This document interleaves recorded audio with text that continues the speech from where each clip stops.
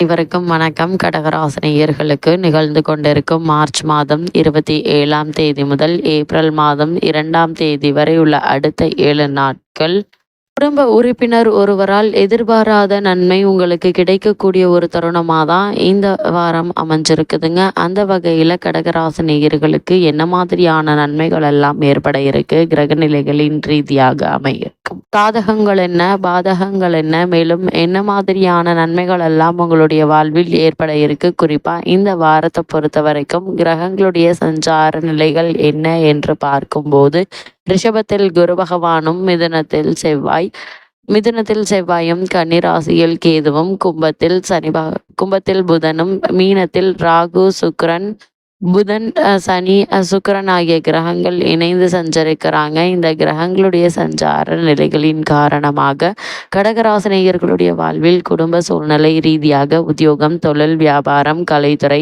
அரசியல் துறை, மாணவ மாணவிகள், விவசாயத்துறையினர், பெண்மணிகள் என அனைவருக்குமே என்ன மாதிரியான நன்மைகள் எல்லாம் ஏற்பட இருக்கு என்பது குறித்தான முழுமையான பதிவு தான் இந்த வீடியோல நம்ம விரிவா பார்க்க போகிறோம். அந்த வகையில கடகராசியை சேர்ந்த புனர்பூசம் 4ஆம் பாதம் முதல் பூசம் ஆயுள்யம் வரை உள்ள நட்சத்திரக்காரர்களுக்கு இந்த மார்ச் மாதம் 27ஆம் தேதி முதல் ஏப்ரல் மாதம் 2ஆம் தேதி வரை உள்ள அடுத்த 7 நாட்கள் குடும்ப சூழ்நிலை ரீதியாக என்ன மாதிரியான நன்மைகள் எல்லாம் உங்களுடைய வாழ்வில் ஏற்பட இருக்கு என்று பார்க்கும்போது இக்காலகட்டத்தை பொறுத்த வரைக்கும் கடகராசினியர்களுக்கு இந்த வாரம் முழுவதுமே ராசிநாதனான சந்திரனுடைய நிலையினால அதிக ஏற்றத்தாழ்வின்றி நல்லபடியாக நகரக்கூடிய ஒரு வாரமாக தான் இந்த அடுத்த 7 நாட்கள் அமைஞ்சிருக்குதுங்க. அது மட்டும் இல்லாமல் உங்களுடைய ராசிக்கு 12 செவ்வாய் சஞ்சரிக்கிறார். அதனால் உங்களுடைய உடல் ஆரோக்கியத்தில் கவனமாக இருப்பது நல்லதுங்க. அதே போல் இந்த காலகட்டங்களில் 11 குரு இருப்பதால் உங்களுடைய தொழில், உத்தியோகம், சேவை என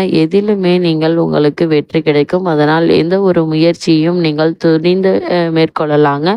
பொருளாதாரம் தேவைக்கு ஏற்றபடி இருக்குங்க. கும்பராசியில் புதன் வக்ரம் பெற்று இருப்பது உங்களுக்கு நல்ல ஒரு முன்னேற்றத்தை ஏற்படுத்தி கொடுக்கும் விதமாக அமைஞ்சிருக்குது. அதே போல் உங்களுடைய ராசிக்கு 3-12க்கு உரிய புதன் 8ஆம் இடத்தில் மறைவது யோகத்தை தருங்க. அதாவது 8ஆம் இட அதிபதி மறைவு பெறுவது நல்ல ஒரு தன லாபத்தை தரக்கூடிய விதமாக அமைஞ்சிருக்குது.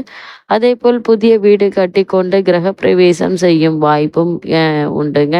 உங்களுக்கு மீது சுமத்தப்பட்ட வீண் பலிகள் நீங்கி நல்ல ஒரு முன்னேற்றத்தை இந்த வாரத்தில் உங்களால் காண முடியுங்க. அதே போல் உத்தியோக காரணமாகவோ அல்லது மற்ற காரணங்களுக்காகவோ குடும்பத்தை விட்டு பிரிந்திருந்தவர்களும் கூட ஒன்று சேரக்கூடிய ஒரு தருணமாக தான் இந்த அடுத்த 7 நாட்கள் அமைஞ்சிருக்குதுங்க. குறிப்பா உங்களுடைய ராசிக்கு பாக்கியஸ்தானத்தில் சூரியன், சுக்கிரன், புதன் மற்றும் ராகு சஞ்சரிக்கும் நிலையில லாபஸ்தானத்தில் குரு அமர்ந்திருப்பது போதுமான வருமானத்தை குறிக்குதுங்க. உங்களுடைய பொருளாதார நிலையை சீர் செய்து கொள்ள ஏற்ற ஒரு காலகட்டமாகவும் இந்த வாரம் அமைஞ்சிருக்குதுங்க. குடும்ப சூழ்நிலை மகிழ்ச்சி அளிக்குங்க. அதே போல் மன நிறைவையும் அளிக்கக்கூடிய ஒரு வாரமாக தான் இந்த வாரம் அமைஞ்சிருக்குது. குடும்பத்தில் சுப செலவுகள் சற்று அதிகமாக இருக்குங்க. குறிப்பா உங்களுடைய ராசி அஷ்டமஸ்தானம் என்று சொல்லக்கூடிய 8ஆம் இடத்திலிருந்து சனி பகவான் கூடிய விரைவில் விலக இருக்கிறார். இதனால் இவ்வளவு நாட்களாக ஒரு சிறு சிறு விஷயங்களுக்கு கூட ஏற்பட்டு வந்த தடங்கல்கள், தாமதங்கள் நீங்கி சிறு முயற்சியிலேயே வெற்றி கிடைப்பதற்கான சாத்தியக்கூறுகள் அதிகம் இருக்குது. வெளிநாட்டில் வேலை பார்த்து வரும் நெருங்கிய உறவினர்களுடைய வருகை உங்களுக்கு மகிழ்ச்சியை அளிக்குங்க. செவ்வாயினுடைய நிலையின் காரணமாக சிலருக்கு வீடு மாற்றம் ஏற்படக்கூடுங்க. இந்த வீடு மாற்றத்தை ஏற்றுக்கொள்வது நல்லது. அதே போல் கணவன் மனைவியிடையே பரஸ்பர அன்பும் ஒற்றுமையும் இருக்க வேண்டியது அவசியம் என்பது கிரகநிலைகள் மீண்டும் மீண்டும் மாறி வருதுங்க. அதே போல் கடகராசியை சேர்ந்த உத்தியோகஸ்தர்களுக்கு மேலும் என்ன மாதிரியான நன்மைகள் எல்லாம் உங்களுடைய வாழ்வில் இந்த வாரத்தில் ஏற்பட இருக்கு என்று பார்க்கும்போது உத்தியோகத்துறைக்கு அதிகார கிரகமான சனி பகவான் ராசிக்கு 8ஆம் இடத்தில் சஞ்சரிப்பது நீங்கள் வேலையை பார்க்கும் இடத்தில் பிரச்சனைகள் ஏற்படக்கூடும் என்பதை முன்கூட்டியே எடுத்துக்காட்டுதுங்க. அது மட்டும் இல்லாம இத்தகைய காலகட்டங்களில் நாம் எப்படி நடந்து கொள்ள வேண்டும் என்பதையும் எவற்றை தவிர்க்க வேண்டும் என்பதையும் முன்கூட்டியே நமக்கு கிரக நிலைகள் தெரிவிக்கும் பட்சத்தில் அதற்கு தகுந்தாற்போல் நாம் கவனமாக இருப்பது நல்லதுங்க. நம்மளுடைய வாழ்விற்கு ஒரு ஒளிவிளக்காக திகழ்கிறது. மேலதிகாரிகளுடன் சற்று அனுசரித்து நடந்து கொள்ள வேண்டுங்க. சக ஊழியர்களிடம் அளவுக்கு மீறி நெருங்கி பழகுவதையும் தவிர்க்க வேண்டும் என்பதையே இந்த வார கிரக நிலைகள் உங்களுக்கு குறிப்பிட்டு காட்டுது. மனித வாழ்க்கையில் நமக்கு நாமே சில தருணங்கள்ல பிரச்சனைகளை ஏற்படுத்தி கொள்வதற்கான வாய்ப்புகள் இருக்கு. அது மாதிரியான நேரங்கள்ல நீங்கள் அதிக கவனத்தோடும் எச்சரிக்கையோடும் இருப்பது அவசியம் என்பதை கிரகநிலைகள் மீண்டும் மீண்டும் அறிவுறுத்துதுங்க. அதேபோல் கடகராசியை சேர்ந்த தொழில் மற்றும் வியாபாரம் செய்பவர்களுக்கு இந்த வாரத்தை பொறுத்த வரைக்கும் மேலும் என்ன மாதிரியான நன்மைகள் எல்லாம் உங்களுடைய வாழ்வில் ஏற்பட இருக்கு என்று பார்க்கும்போது, சந்தை நிலவரத்தை முன்கூட்டியே விசாரித்து அறிந்து கொண்டு அதற்கேற்ப உங்களுடைய விற்பனை திட்டங்களை வைத்து கொள்ள வேண்டியதன் அவசியத்தை கிரகநிலைகள் வற்புறுத்துதுங்க. அதேபோல் நியாயமற்ற போட்டிகளை நீங்கள் சமாளிக்க வேண்டியிருக்கும். உற்பத்தியை அளவோடு வைத்துக் கொள்வது மிகவும் அவசியங்க. மேலும் இந்த காலகட்டங்கள்ல ஒரு சில பிரச்சனைகள் உருவாக கூடுங்க. கவனமாக இருங்க. அத்தகைய தருணங்கள்ல சாதுரியமாக நிலைமையை சமாளிக்க வேண்டியிருக்கும். அப்போது அப்போது நீங்கள் எதிர்பாராத விதமாக பல முன்னேற்றம் உங்களுடைய வாழ்வில் ஏற்படுவதற்கான சாத்தியக்கூறுகள் நிறைந்தே காணப்படுது. அதே போல கடகராசியை சேர்ந்த மாணவ மாணவியருக்கு இந்த வாரம் மேலும் என்ன மாதிரியான நன்மைகள் எல்லாம் ஏற்பட இருக்கு என்று பார்க்கும்போது, கல்வி முன்னேற்றம் என்பது இந்த வாரத்தில் ஒரே சீராக இருக்குங்க. பாடங்கள்ல மனம் தீவிரமாக ஈடுபடும். நேர்முக தேர்வுகள்ல சரியான பதில் அளித்து வெற்றி பெற இருக்கீங்க என்பதை கிரக நிலைகள் உறுதி செய்து இருந்தாலும், அஷ்டமஸ்தானத்தில் சனி பகவான் நிலை கொண்டிருப்பதால ஆரோக்கியத்தில் கவனமாக இருங்க அவசியம். குறிப்பா வாகனம் ஓட்டுவதில் அதிக கவனம் வேண்டும் என்பதை கிரக நிலைகள் மீண்டும் மீண்டும் அறிவுறுத்துதுங்க.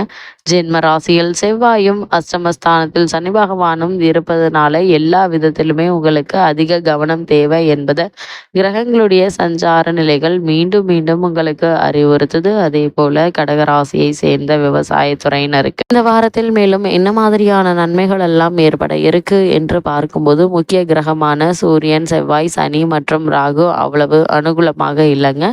அதிலும் குறிப்பாக அஷ்டமஸ்தானமான 8ஆம் இடத்தில் சனி இருப்பது வயல் பணிகளையும் விஷ ஜந்துக்களால் ஆபத்தையும் ஏற்படுத்தக்கூடுங்க என்பதையும் எடுத்து காட்டுது. இதனால் இக்காலகட்டங்களில் வயல் பணிகளை மேற்கொள்ளக்கூடியவர்கள் அதிக கவனத்தோடும் எச்சரிக்கையோடும் இருப்பது அவசியம் என்பதை கிரக நிலைகள் மீண்டும் மீண்டும் அறிவுறுத்துதுங்க. அதே போல கடகராசியை சேர்ந்த பெண்மணிகளுக்கு இந்த வாரத்தில் மேலும் என்ன மாதிரியான முன்னேற்றங்கள் எல்லாம் ஏற்பட இருக்கு.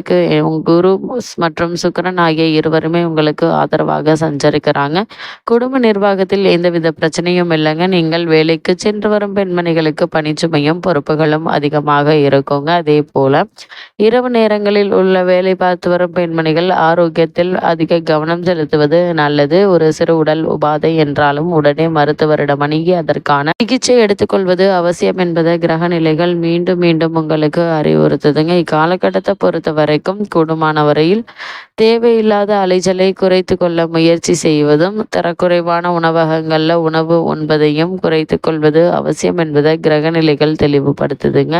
மீது கடகராசினியர்களுக்கு கிரகநிலைகளின் ரீதியாக கூறப்படும் பரிகாரம் என்ன என்று பார்க்கும்போது, திருநள்ளாறு, திருக்கொள்ளிக்காடு, திருப்பாம்பரம், திருத்தலம் தரிசனம் எண்ணற்ற நன்மைகளை உங்களுடைய வாழ்வில் ஏற்படுத்தும்.